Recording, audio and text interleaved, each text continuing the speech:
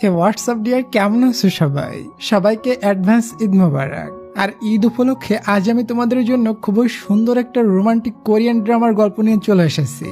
হয়তো তোমরা এই ড্রামাটা কিছু চ্যানেল থেকে কিছু অংশ দেখে নিয়েছো, তবে আবারও দেখো, তোমাদের কাছে ড্রামাটা একদমই নতুন লাগবে, কারণ এই ড্রামাটা 4 দিন আগে রিলিজ হয়েছে। আর ড্রামাটা এবং ড্রামার হিরো হিরোইন এবং ড্রামার গল্পটা এত বেশি সুন্দর যে তোমাদের মুগ্ধ করে দিবে। তা চলো ডিয়ার, আমরা টাইম ওয়েস্ট না করে আমাদের আজকের ড্রামার গল্পটি শুরু করি।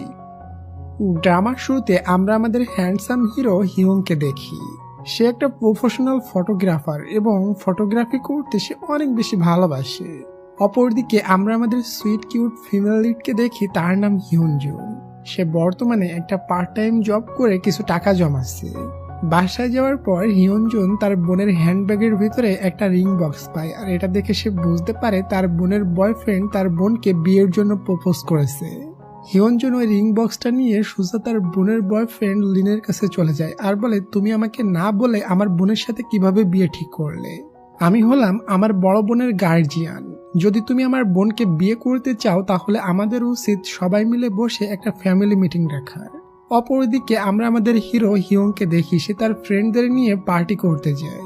ওখানে আরেকটি ফটোগ্রাফার এসেছে যে হিউং এর থেকে প্রফেশনাল এবং সিনিয়র। হিউং ড্রিঙ্কস করে ড্রাঙ্ক হয়ে ওই সিনিয়র ফটোগ্রাফারকে চ্যালেঞ্জ করে, বলে আমি তোমাকে হারিয়ে দিব।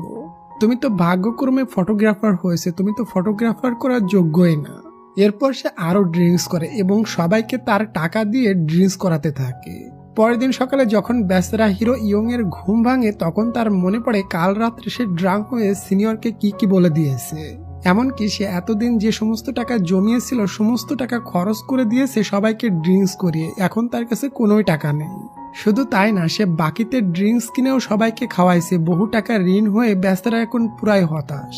অপরদিকে হিউনজুন খুবই খুশি ছিল, কারণ তার বোনের বিয়ের প্রস্তুতি চলছে। সে সবসময় তার বোনকে অনেক বেশি খুশি দেখতে চায়।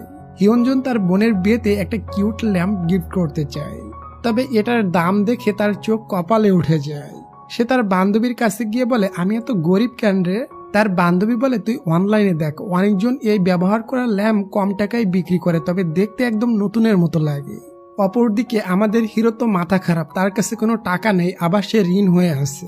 তার বন্ধুরা মিলে বলে, তুই একটা কিছু বিক্রি করে দে, তাহলে সমস্ত সমস্যার সমাধান হয়ে যাবে। তবে হিউং তার রুমের প্রতিটা জিনিস খুবই ভালোবাসত, এজন্য তার কিছুই বিক্রি করতে ইচ্ছা করছিল না। অবশেষে সে তার কিউট ল্যাম্পটা বিক্রি করার জন্য অনলাইনে পোস্ট করে, আর এই সেলের পোস্টটা আমাদের হিরোইন হিউনজুন দেখতে পায়।